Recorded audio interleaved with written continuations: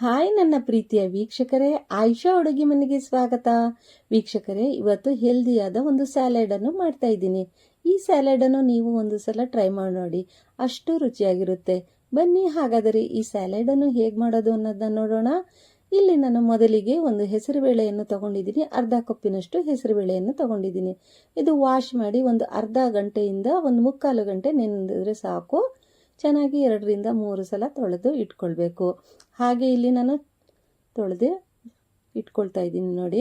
ಹಾಗೆ ಇದು ಅರ್ಧ ಗಂಟೆ ನೆನೆದ್ರೆ ಸಾಕು. ಚೆನ್ನಾಗಿ ಹೆಸರುಬೇಳೆ ಎಲ್ಲ ನೆನ್ಕೊಂಡಿರುತ್ತೆ. ಇಲ್ಲಿ ನಾನು ಚಿಕ್ಕದಾಗಿರುವಂತಹ 2 ಸೌತೆಕಾಯಿಯನ್ನು ತಗೊಂಡಿದ್ದೀನಿ. ಎಳೆದು ಇದ್ದರೆ ಈ ಥರ ಚೆನ್ನಾಗಿ ಇದನ್ನು ಕಟ್ ಮಾಡಿ ಮೇಲ್ಗಡೆ ಸ್ವಲ್ಪ ಹಾಲನ್ನು ಬರುತ್ತೆ. ಆ ಹಾಲನ್ನು ಎಲ್ಲ ತೆಗೆದು ಬಿಡಬೇಕು ನೋಡಿ. ಈ ಥರ ಈ ಹಾಲೆಲ್ಲ ತೆಗೆದಾದ್ಮೇಲೆ ಸ್ವಲ್ಪ ಮೃದು ಆಗುತ್ತೆ ಮತ್ತು ಅಂಟಿರಲ್ಲ. 2 ಬದಿಯಲ್ಲೂ ಈ ರೀತಿ ಕಟ್ ಮಾಡಿ ಆಮೇಲೆ ಸಿಪ್ಪೆಯನ್ನೆಲ್ಲ ತೆಗೆದುಕೊಳ್ಬೇಕು.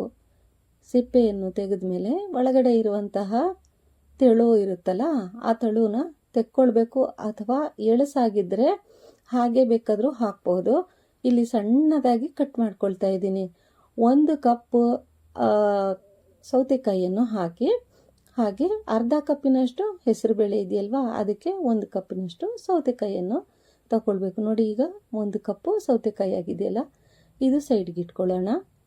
ಈಗ ನೆಕ್ಸ್ಟು ಇದಕ್ಕೆ 1 ಕ್ಯಾರೆಟ್ ಚಿಕ್ಕದಾಗಿರುವಂತಹ ತುರಿದಿಟ್ಕೊಳ್ತಾ ಇದ್ದೀನಿ ನೋಡಿ. ಸ್ವಲ್ಪನೇ ಕ್ಯಾರೆಟನ್ನು ತಗೊಳ್ಳಿ, ಜಾಸ್ತಿ ಹಾಕ್ಕೊಳ್ಬೇಡಿ ನೋಡಿ, ಸ್ವಲ್ಪ.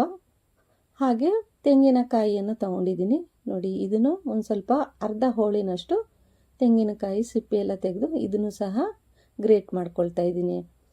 ಇದು ಸ್ವಲ್ಪ ಗ್ರೇಟ್ ಮಾಡಿಕೊಂಡ್ರೆ ಸಾಕು ನೋಡಿ. ತೆಂಗಿನಕಾಯಿ ಹಾಕೋದ್ರಿಂದ ತುಂಬಾ ರುಚಿ ಜಾಸ್ತಿ ಬರುತ್ತೆ. ಇದೆಲ್ಲ ಕಟ್ ಮಾಡಿ ಇಟ್ಕೊಳ್ಳೋಣ. ಇವಾಗ ಮಾಡುವ ವಿಧಾನವನ್ನು ಹೇಗೆ ಅನ್ನೋದು ನೋಡ್ಕೊಳ್ಳೋಣ. ಇಲ್ಲಿ ಮೊದಲಿಗೆ 1 ಬೌಲ್ ತೊಗೊಂಡಿದ್ದೀನಿ. ನೀರೆಲ್ಲ ಸೋಸಿ ಇಟ್ಕೊಳ್ಬೇಕು. ಇದಕ್ಕೆ ಹೆಸರುಬೇಳೆ, ನೆಂದಿರುವಂತಹ ಹೆಸರುಬೇಳೆ ಎಲ್ಲ ಮಿಕ್ಸ್ ಮಾಡ್ಕೊಳ್ಳೋಣ. ಚೆನ್ನಾಗಿ ಮಿಕ್ಸ್ ಆದಮೇಲೆ ಇದಕ್ಕೆ ಒಂದೊಂದಾಗಿ ಪದಾರ್ಥವನ್ನು ಹಾಕ್ಕೊಳ್ಬೇಕು. ಇವಾಗ ಹೆಸರುಬೇಳೆ ಹಾಕಾಯ್ತಲ್ವಾ, ಇದಕ್ಕೆ ಸೌತೆಕಾಯಿಯನ್ನು ಹಾಕ್ಕೊಳ್ಳೋಣ. ಸೌತೆಕಾಯಿಯಲ್ಲಿ ನೀರು ಇರುವಂತಹ ತೆಗೆದು ಬಿಡಬೇಕು ನೀರೆಲ್ಲ ನೋಡಿ. ಇವಾಗ ಇದನ್ನು ಸಹ ಹಾಕ್ಕೊಂಡಾದ್ಮೇಲೆ ಒಂದೊಂದು ಪದಾರ್ಥನೂ ಮಿಕ್ಸ್ ಮಾಡ್ತಾ ಇರೋಣ. ಈಗ ಇದಕ್ಕೆ ಕ್ಯಾರೆಟನ್ನು ಹಾಕ್ಕೊಳ್ಳೋಣ. ಸ್ವಲ್ಪ ಕ್ಯಾರೆಟನ್ನು ಉಳಿಸಿ ಇಟ್ಕೊಳ್ಳಿ, ಕೊನೆಯಲ್ಲಿ ಹಾಕ್ಕೊಳ್ಬೇಕು ಸ್ವಲ್ಪ. ಆಮೇಲೆ ಹಾಗೆ ತೆಂಗಿನಕಾಯಿ ಸ್ವಲ್ಪ ಹಾಕ್ಕೊಳ್ಳೋಣ. ಈಗೆಲ್ಲ ಚೆನ್ನಾಗಿ ಮಿಕ್ಸ್ ಮಾಡ್ಕೊಳ್ಬೇಕು ನೋಡಿ. ಇವಾಗ ಮಿಕ್ಸ್ ಆಗ್ತಾ ಇದೆಯಲ್ಲ, ಈ ರೀತಿ ಮಿಕ್ಸ್ ಮಾಡ್ಕೊಳ್ಳೋಣ. ಹಾಗೆ ಇದಕ್ಕೆ ಬೇಕಾದರೆ ನೀವು ದಾಳಿಂಬೆ ಬೀಜವನ್ನು ಸಹ ಹಾಕ್ಕೋಬಹುದು. ದಾಳಿಂಬೆ ಹಣ್ಣು ಇದ್ದರೆ ಹಾಕಿ, ಇಲ್ಲದಿದ್ದರೆ ಸ್ಕಿಪ್ ಮಾಡ್ಕೊಳ್ಳಿ. ಹಾಗೆ 1 ಹಸಿಮೆಣಸಿನ್ಕಾಯಿನೂ ಕಟ್ ಮಾಡಿ ಹಾಕ್ಕೊಳ್ತಾ ಇದ್ದೀನಿ. ರುಚಿಗೆ ತಕ್ಕಷ್ಟು ಉಪ್ಪನ್ನು ಹಾಕ್ಕೊಳ್ಳೋಣ. ಇಲ್ಲಿ ನಾನು ಸ್ವಲ್ಪ ಉಪ್ಪನ್ನು ಹಾಕ್ಕೊಳ್ತಾ ಇದ್ದೀನಿ. ಉಪ್ಪು ಯಾವಾಗಲೂ ರುಚಿಗೆ ತಕ್ಕಷ್ಟೇ ಹಾಕ್ಕೊಳ್ಬೇಕು. ಜಾಸ್ತಿ ಮಾಡಿದ್ರೆ ಉಪ್ಪು ಆಗೋಗುತ್ತೆ. ಹಾಗೆ ಇಲ್ಲಿ 1 ಹಿಡಿಯಷ್ಟು ಕೊತ್ತಂಬರಿ ಸೊಪ್ಪನ್ನು ಸಣ್ಣಗೆ ಹೆಚ್ಚಿ ಹಾಕ್ಕೊಳ್ತಾ ಇದ್ದೀನಿ. ಕೊತ್ತಂಬರಿ ಸೊಪ್ಪು ಸಣ್ಣಗೆ ಚೆನ್ನಾಗಿ ಕಟ್ ಮಾಡಿ ಹಾಕಬೇಕು. ಆವಾಗ ಕೊತ್ತಂಬರಿ ಸೊಪ್ಪೆಲ್ಲ ಹೆಸರು ಬೇಳೆಯಲ್ಲಿ ಮಿಕ್ಸ್ ಆಗುತ್ತೆ.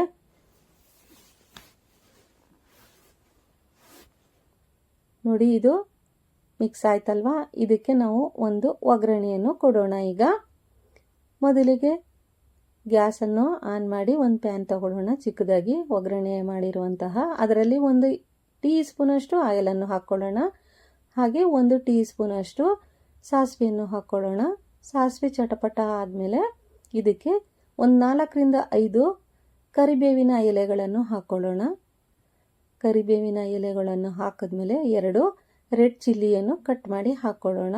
ಇದು ಕಲರ್ಫುಲ್ ಆಗೋ ಕಾಣಿಸುತ್ತೆ, ಟೇಸ್ಟು ಜಾಸ್ತಿ ಇರುತ್ತೆ. ಹಾಗೆ ಸ್ವಲ್ಪ ಹಿಂಗನ್ನು ಹಾಕ್ಕೊಳ್ತಾ ಇದ್ದೀನಿ.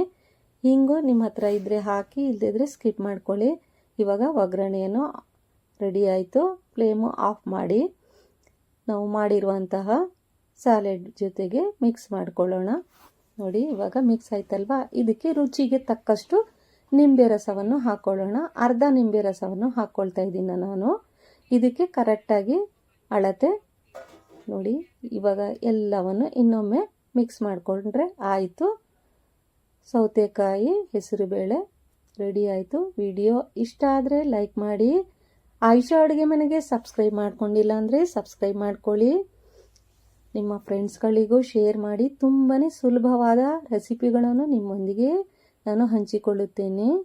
ನೋಡಿ ಇವಾಗ ಕಲರ್ಫುಲ್ಲಾಗಿ ಹೆಸರುಬೇಳೆ ರೆಡಿ ಆಯಿತು. ನೀವು ಸಹ ಇದನ್ನು ಟ್ರೈ ಮಾಡಿ ನೋಡಿ. Thank you for watching. Take care.